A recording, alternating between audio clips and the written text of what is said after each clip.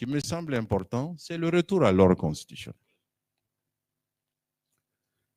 Il y a 2 ans, 2 ans et demi, 3 ans, beaucoup de nos compatriotes ne voulaient pas entendre parler d'élections pour des raisons qui leur appartiennent.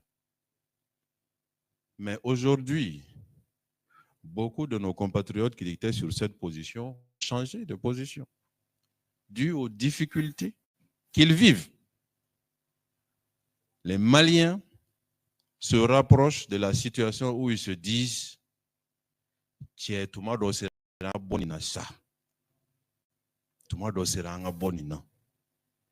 il faut que nos autorités entendent. Et il ne faut pas qu'ils s'ouvrent à cela quand c'est trop tard. La difficulté auxquelles nos compatriotes font face sont en train de s'exacerber. Et franchement, si nous ne changeons pas de direction, si nous ne changeons pas de politique, moi je ne vois aucune raison que ces difficultés s'améliorent ou qu'on corrige ces difficultés. Parce que ces difficultés sont la résultante des politiques menées.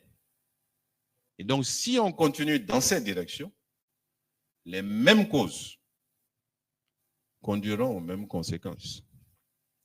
La situation va se détériorer de jour en jour.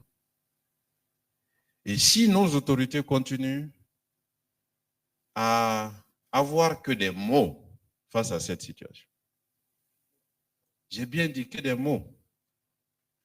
Écoutez le discours du chef de l'État du 31 décembre et la version Bambara qui a été faite devant les autorités traditionnelles et religieuses. Ce sont essentiellement des mots. Le chef de l'État, il fixe les horizons. Il détermine les objectifs de manière concrète et évaluable. Et il donne des indications claires sur ce qui sera fait. Si vous écoutez ces 2 discours, vous vous rendez compte qu'on est un peu loin de ce que je viens de dire, sur tous les sujets. Donc, le retour à l'ordre constitutionnel ne doit plus être un sujet tabou. Il ne doit plus être un sujet tabou parce que nos autorités elles-mêmes ont inscrit dans le budget de l'exercice 2025 des ressources pour organiser les élections. Donc ça veut dire qu'elles-mêmes ont prévu, au moins budgétairement, financièrement, que les élections auront lieu en 2025. En ce moment, qu'est-ce qui les empêche? Qu'est-ce qui les empêche de fixer un chronogramme, de travailler avec les acteurs politiques sur la conduite des étapes devant nous mener à ces élections prévues en 2025 par elles-mêmes? Parce que l'inscription budgétaire est une intention. C'est le minimum qu'on puisse dire. Donc que nous soyons en janvier, sans chronogramme, sans perspective, sans ne serait-ce qu'une indication dans les discours, cela crée beaucoup de suspicions sur la question de l'ordre constitutionnel. Alors que le principe de la transition, c'est justement une transition. C'est une parenthèse. Elle doit se fermer. Et cette parenthèse doit d'autant plus se fermer que c'est une parenthèse qui dépasse le temps de mandat constitutionnel de certains pays.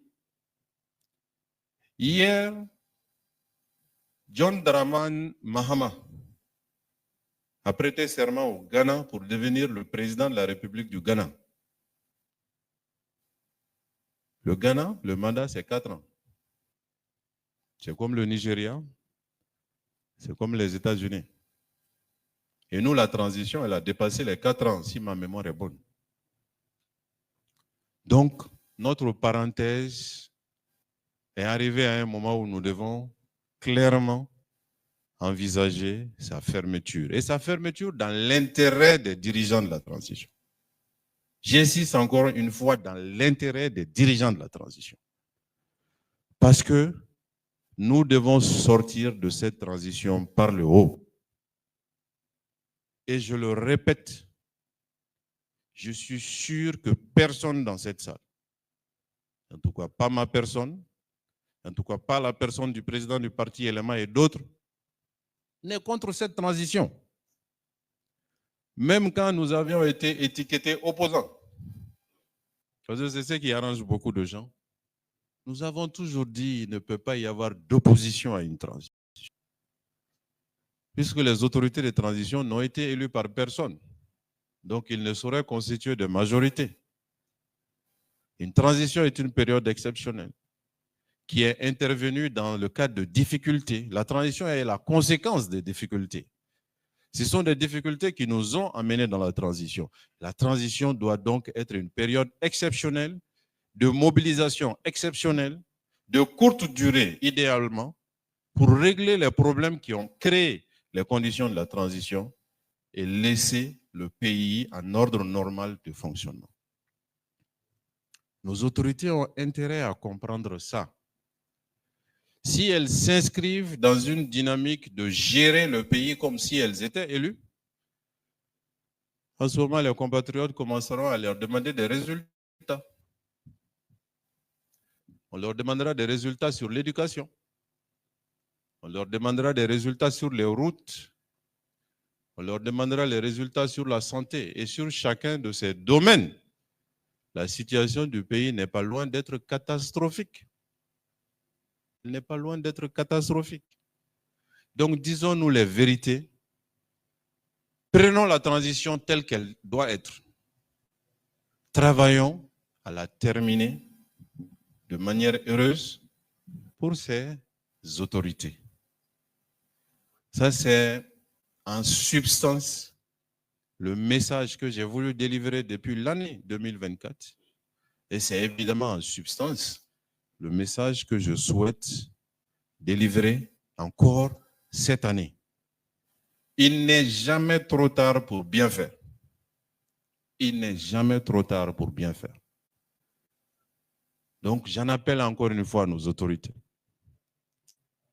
de créer les conditions minimales de consensus, de travailler sur les 5 défis dont j'ai parlé, essayer d'améliorer un tout petit peu les conditions d'existence de nos compatriotes, réunir un minimum de consensus au niveau des forces politiques, des forces vives autour des autorités, dans le cadre d'un chronogramme clair vers le retour à l'ordre constitutionnel. C'est la seule alternative positive pour elle. C'est la seule voie de salut pour elle. Toute autre voie empruntée, fortement risquée, et conduirait à l'impasse. Il n'y a pas de doute à ça. On l'a régulièrement dit, et les faits nous le prouvent tous les jours. La situation se détériore de jour en jour.